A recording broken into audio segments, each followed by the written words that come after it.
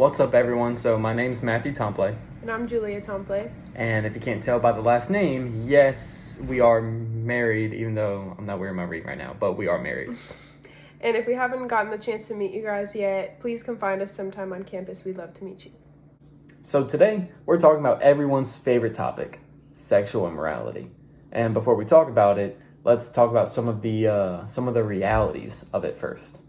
Yeah, to start off with, sexual immorality is destroying marriages. Pornography is mentioned as a significant reason to 56% of all divorces. Yeah. Another statistic is that couples who watch pornography are actually 318% more likely to commit adultery. And in another study of 3,000 people, if one partner watches pornography, the couple is 2 to 3 times more likely to divorce in the following 2 years than marriages that were porn-free. Yeah. So here's the truth. Sexual immorality is way too tolerated in today's age, and it is destroying marriages.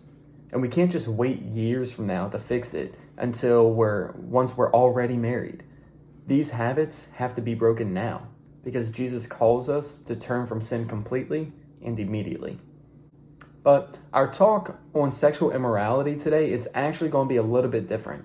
Before talking about the biblical side of things, we're actually going to be talking about the biological side of things so that we can see how God's design for us is clearly portrayed. Yep, and just letting you guys know, we're going to be saying some adult terms today, so if you're in public, you might want to wear your earbuds. So let's think of this scenario. I want y'all to have an answer, and Julie, I'm going to ask you. Got it. Imagine that you don't have much money, which some of us might be there, and you're trying to keep a tighter budget. What's the one thing that you would be tempted to spend money on just because you want it? Definitely coffee for me. Yeah, for me, definitely without doubt energy drinks. I'm like, it's only $3. I can get just one, and then I'm tempted to get it every single day. Yeah, so why does this happen? Like biologically, why do we crave energy drinks, coffee, things like that? It's because your brain produces a chemical called dopamine, which is also known as the pleasure chemical. It's the same chemical activated by cocaine, actually, so it's addicting. So when I drink my energy drink, I get this huge spike of dopamine. And your brain has something called the reward circuit, where it actually stores the memory of what gives you pleasure so that you could seek out that same pleasure. So when I drink an energy drink, my brain's like, oh man, I like this. I'm going to remember that I received this pleasure by drinking an energy drink. And so now every time I'm on campus, I'm fiending, I'm itching for an energy drink because my brain knows that it's given me that dopamine before. Oh, okay, cool. So what does this actually have to do with sex? Well, when someone orgasms, the body actually produces a wild amount of dopamine. Just like the energy drink, your brain recognizes that and actually seeks and desires to do it again. But it's not just an energy drink. It's much stronger and much more intimate than that. How so? Your brain actually has these things called synapses. They take information from your senses, what you hear, feel, see, etc., and they transport that information to the rest of your brain. And when someone orgasms, their synapses actually strengthen, and their body takes a snapshot of their surroundings and their senses, everything they're looking at and feeling, and it stores all of that in the memory. So now it's not just desiring the concept of an energy drink that you once had.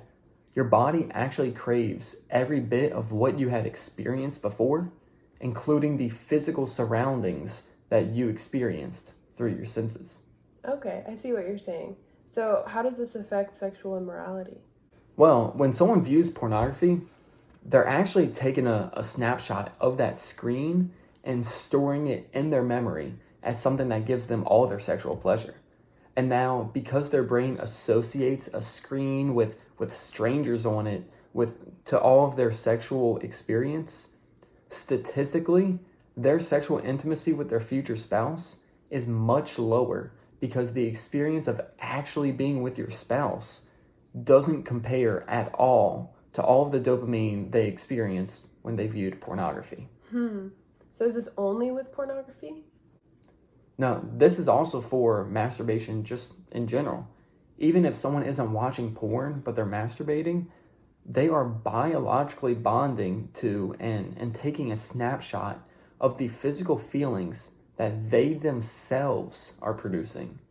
That feeling of masturbation, the self-pleasure, then becomes the epitome of their sexual pleasure. So when they enter marriage and desire to please their spouse, they're actually much more likely to experience premature ejaculation or sometimes can't even be aroused by their spouse at all. Wow. So that sounds like a lot of the negative consequences, but how about you tell them how to use this knowledge to their advantage? Yeah, this is all super helpful for many reasons, but knowing this also helps you fight against your sexual immorality now. You see, if you struggle with sexual immorality now, your brain has already bonded to these behaviors. And knowing this biology can probably help you identify and overcome some of the triggers. So for example, let's say some people might be triggered at night when they lay in bed. They might be tempted to view pornography. And why does this happen? It's because they've already done it in the past. And now their brain has taken a snapshot saying, I know that having a phone in this location and at this time has brought a whole bunch of pleasure before. Because again, remember that your body takes a snapshot of everything around you. And so therefore, I want to experience that same pleasure again. So if you know what your brain has already bonded to, you can help break your own habits. In the situation of the person with their phone at night, they should probably charge their phone on the other side of the room or even in a different room. Some people fall into the sin of masturbation in response to certain emotions. So anytime they are stressed or depressed or lonely, their brain responds by telling them to masturbate because that's what they have done in the past. Later in this one-on-one, you'll have the opportunity to discuss some potential triggers in your life and how you can overcome them. Okay.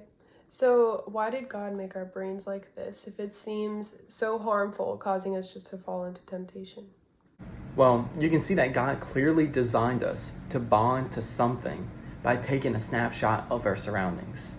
He designed us so that during sexual experience, it would actually, in a way, make us gravitate heavily to what's in front of us.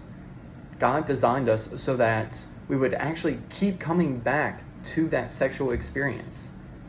And when God designs something, it's good. But it's us, it's mankind that takes God's design and distorts it. So why did God design us like this? Well, God designed us for something called covenant. A covenant is an everlasting promise. So, for example, God made a covenant with mankind that he would redeem us from our sin and that he would bring us back into right relationship with him. And that's through the sacrifice of his son, Jesus. In Ephesians 5, it says that just as God made a covenant with mankind, so also man and wife make an everlasting covenant with each other when they get married. Ephesians 5 says that the covenant between husband and wife is to reflect the covenant that God made with mankind. You can see in the biology of the body that God created our sexual experiences for a covenant, something that brings us back to our promise to love each other. He didn't create our sexual experiences to constantly be changing or to be with inanimate objects like a screen. Rather, God created us so that the epitome of our sexual attraction is our spouse. No matter how old or wrinkly a husband and wife get, they will always be the epitome of each other's sexual attraction because God designed them that way. God designed them to bond to each other. Again, God designed sex for the context of a covenant so that the covenant is maintained, it's desirable and trustworthy, vulnerable, true, and sincere, just as our covenant with God is. That's so good. And we can't talk about sexual immorality without talking about what God actually designed us for. So where can we get more information about all this if we want to keep reading? Well, there is this book called Freedom Fight by Tim Scheimer, something like that. This is where we got all our statistics. It's full of statistics, a whole bunch of biological backing as well. It's got, I think, a couple decades of research in it, and it will change your life, whether or not you struggle with sexual immorality now. But however, if you do struggle, highly, highly encourage you read this book. It's worth it. We hope that all of this helps you understand God's intended design for us. We pray your one-on-ones go well, that you discover more of who God is, and that He leads you to freedom. Yeah, and if you want to talk about this topic with us, yeah, girls, you can talk to me. And guys, you can talk to me. All right, we'll catch y'all later. Y'all have a good one. Bye.